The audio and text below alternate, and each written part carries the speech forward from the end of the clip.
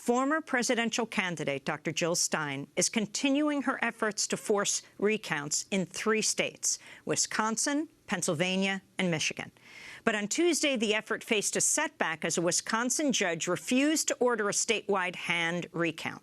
Instead, the judge ruled that each of the state's 72 county clerks can decide on their own how to carry out the recount.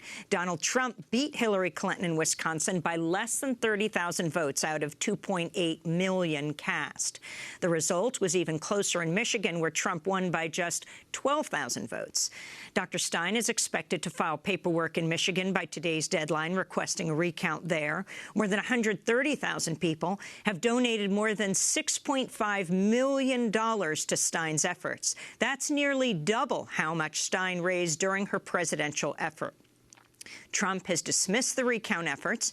In a statement, he said, "This is a scam by the Green Party for an election that has already been conceded, and the results of this election should be respected instead of being challenged and abused," which is exactly what Jill Stein is doing, he said. However, in another tweet, Trump did claim that millions of people illegally voted in the November 8th election. In a tweet sent out on Sunday, Trump wrote, "In addition to winning the Electoral College in a landslide, I won the popular vote if you deduct the millions of people who voted illegally," unquote. He offered no evidence to back up his claim. While Donald Trump did win the Electoral College, Democratic nominee Hillary Clinton's lead in the popular vote has now reached well over 2 million and is expected to grow to 2.5 million. To talk more about the recount efforts, we're joined by former Green Party presidential candidate Jill Stein. She's joining us from Boston. Welcome back to Democracy Now!, Jill. Talk about your recount efforts, why you've decided to go this route. Great. Thank you, and good to be with you this morning, Amy. You know, coming out of this very divisive and bitter and painful election, you know, confidence of Americans in our voting system, in our election system, our political system, really across the board, confidence in American institutions is really at rock bottom low. According to a New York Times poll, 80% of Americans, more than 80%, said they were disgusted by the election. It's really important that we be able to improve our election system and our political system as a base, a point of departure for improving all the other things that are melting down around us, our healthcare system, our jobs, our climate, the endless wars that are making us less secure, and so on.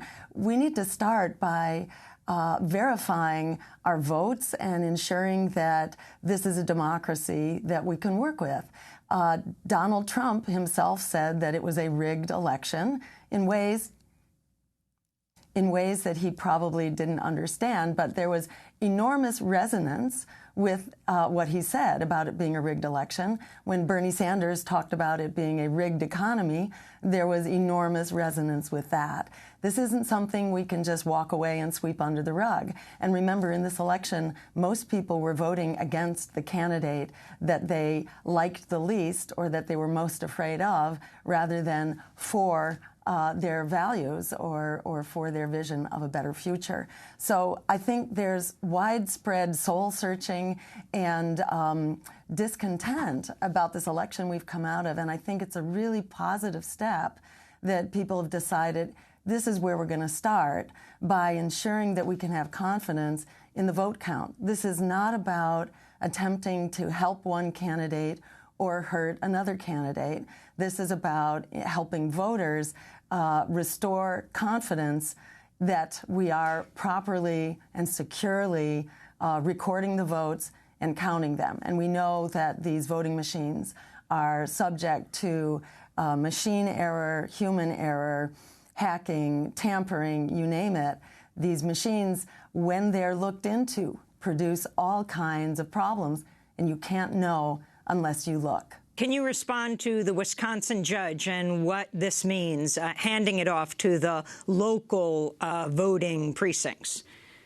What the judge said was that hand counted would be the gold standard, and that was the best way to restore confidence in the vote. But he, I'm told, this is secondhand. What I understand is that he acknowledged that the Wisconsin law didn't enable him to order that. So he gave it, shall we say, moral authority to do the hand counts, but felt he could not actually order the hand counts. So it will be up to the county clerks and the county election departments, and we'll be working with them and encouraging them to do the right thing. Now, the good news is in the state of Michigan, where we're formally filing today, we've already had an informal heads up that they expect to go forward with a statewide hand count. And are you going to be moving forward on Michigan today? Yes, we are. We will be paying the filing fee and moving forward. Another very difficult challenge to the campaign is that the state of Wisconsin raised the cost. It was going to be $1.1 million, and then the night before last, we learned it's actually going to be $3.5 million, which I think just underscores that there's something wrong with this picture. Not only that our votes are being recorded on machines that are wide open, an invitation to tampering, to human and machine error, not only that our votes are not being properly safeguarded, but then in addition, if we want to have reassurance, if we want to verify the vote, we, the citizens, have to raise millions of dollars in order to scrutinize the vote, in order to have assurance. And add to that there's enormous bureaucratic hurdles to doing this. So, part of our intent here is not only to reassure the American people that we can have confidence in this vote, or to find problems if there are problems, as the system is extremely vulnerable to, but we want to move forward and build this movement for verified voting, for election integrity, which was really born out of the 2004 recount. For example, in 2004, the city of Toledo, largely the communities of color, filed for a recount because they felt like their votes were not being properly counted and respected. And what they found in that case, when they did a hand recount, was 90,000 votes that had not been counted simply because the voting counting machines, so-called optical scanners, had been miscalibrated. So they were not quite at the proper angle that they could actually see the vote and count the vote. There are innumerable cases where when we look, we find problems. So it's really important to look, but it's also really important for us to change the way that we do this and to get rid of these electronic voting machines, which are an invitation to trouble. We're going to be speaking with Bruce Schneier in a moment about hacking. New York Magazine said in Wisconsin, Hillary Clinton received 7% fewer votes in counties that relied on electronic voting machines compared with counties that used optical scanners and paper ballots. But I wanted to ask you about a petition posted on the website of Margaret Flowers, the former Maryland Green Party candidate for Senate. The petition is titled, "Greens Speak Out on Recount and Our Commitment to an Independent Party." It says in part, the decision to pursue a recount was not made in a democratic or a strategic way, nor did it respect the established decision-making processes and structures of the Green Party of the United States. This recount does not address the disenfranchisement of voters. It recounts votes that were already counted rather than restoring the suffrage of voters who were prevented from voting. The petition was signed by several prominent Green Party members and supporters, including Margaret Flowers, your former advisor Kevin Zeese, former Green Party vice presidential candidate Rosa Clemente, and Pulitzer Prize-winning journalist Chris Hedges.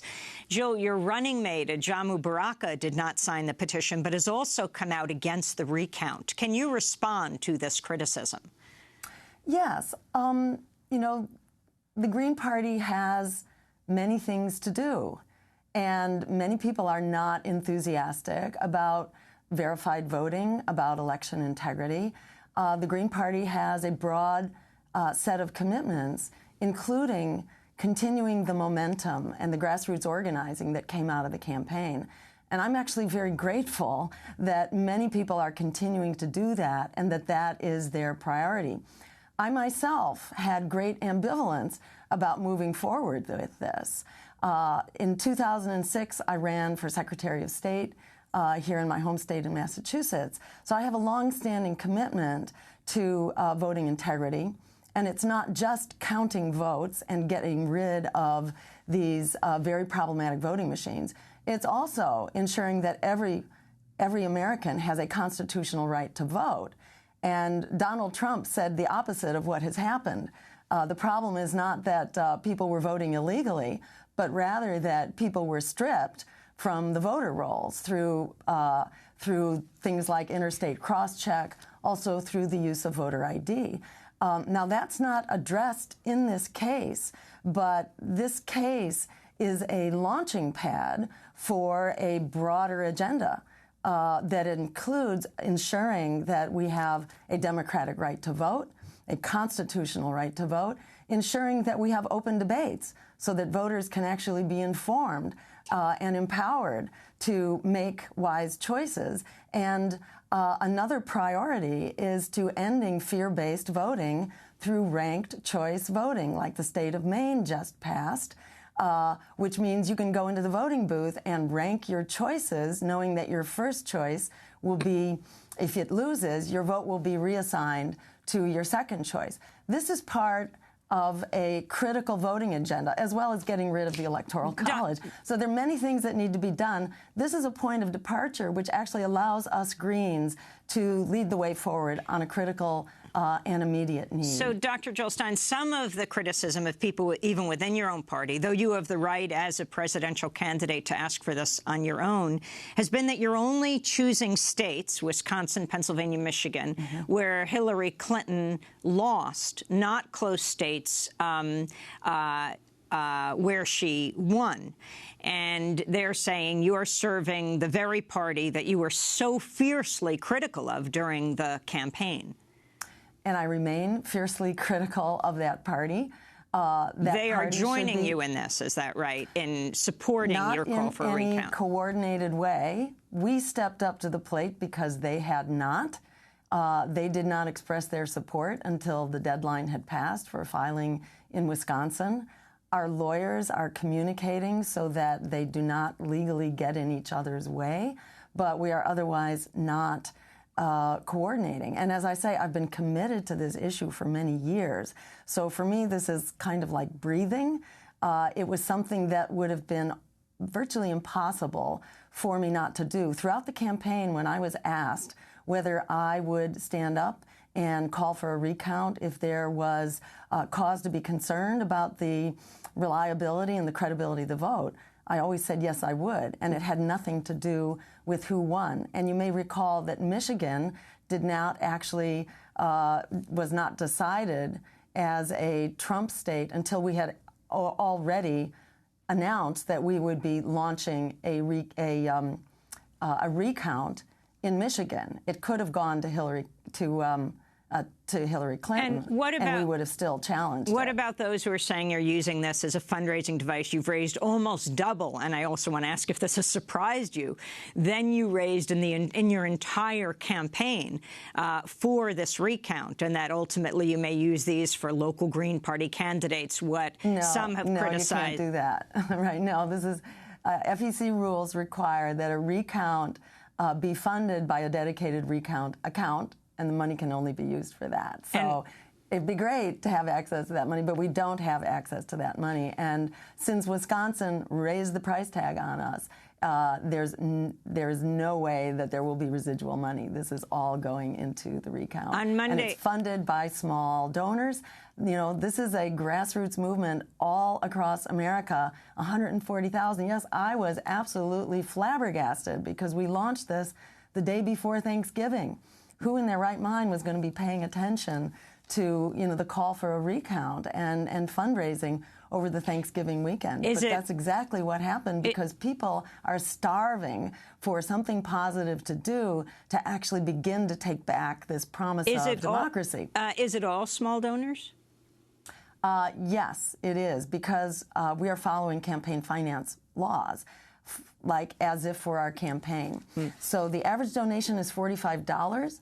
0.5% of donors contributed more than $1,000, and the absolute maximum is the maximum you can contribute to a political campaign, which is $2,700. On Monday, so there is no deep account here for deep pockets. Monday night, I was at the Free Library in Philadelphia interviewing Vermont Senator Bernie Sanders, and I asked him about your recount effort. I think what most people expect is not much will happen, but we will see. But it touches on, so in other words, all that they are doing is what happens all of the time. Nothing new about that. Recounts take place. When I was elected mayor, there was a recount. Right now in North Carolina, the Republican governor, who appears to be losing, wants a recount. Not a new idea. But I'll tell you what it touches on. Why it is touching a nerve is not because I believe that it's going to reverse the results. I don't think that's the case. But this is what people, especially with all of this barrage of attacks on websites and so forth, are really wondering whether when they vote, is their vote legitimate? You know, and there's talk, have the Russians interfered in this thing? So that's what it will deal, which takes us to another issue. And I wouldn't have said this a few years ago, but I will say it tonight. I was researching this. You know, in Canada, they still do their voting with paper ballots. And maybe it takes an extra hour or two to get the results out to the media, but they manage to survive. And I kind of think we should go back to paper ballots, lock them up. But I think what this suit is about is touching on that issue and trying to see if the results end up being significantly different than what we were announced on election night. That's Bernie Sanders on Monday night. Jill Stein, your response. He's absolutely right, and this should be built into our election system, that we should not be voting on these very tamper-friendly, error-prone machines in the first place. We should be voting on paper ballots that can be counted by these optical scanners, but they have to be checked with automatic audits. This should be, you know, built-in reassurance that should be part of our voting system. And whenever races are very close, there should be an automatic recount. And when there is suggestions of foul play or irregularities, there should be a recount, like in the Democratic Party primary. Bernie Sanders should have been the beneficiary of a recount and a potential challenge because of the stripping of voter rolls in Brooklyn, the failure to count hundreds of thousands of votes in California, that the Democratic, this is about holding the Democratic Party accountable to the same standard that we're looking at in 3 Republican victory states. The reason we're looking in those states is because you want to look at states that meet the criteria for high potential, high likelihood for having had error. And that means they're razor-thin margins. The results went the opposite of what was anticipated, and they have some kind of a built-in vulnerability. And it happened that the 3 most significant states were those 3. We didn't know which way Michigan was going to go, but it turned out to go Republican. But if we have findings, then we have a case to go into many more states, including Democratic Finally, states. Jill Stein, are you somewhat disconcerted by not having the full support of the Green Party, and particularly Ajamu Baraka, your vice presidential candidate, a running mate, who said on CNN it's potentially, the recounts are potentially a dangerous move? You know, the Green Party is a very, you got a lot of opinions, and a lot of people are very well informed and very passionate. And we don't often do things in the Green Party that we have uniform consensus on. So I think as this goes forward, that there will be more room for dialogue. And I think as we begin to see results that actually translate into a more secure voting system, that minds will change. The Greens, you know, are very focused on economic justice, racial justice, climate justice, you name it. And for many Greens, especially newer Greens, electoral integrity, it has not been a priority. So I think for many people, it's a learning experience and it's a dialogue. And I think it's, you know, it's great that many people are continuing to do the other work, which is very important for us to continue. I want to thank you for being with us, Dr. Jill Stein, the 2016 and 2012 presidential nominee of the Green Party, leading the effort for an election recount in Wisconsin, Michigan, and Pennsylvania.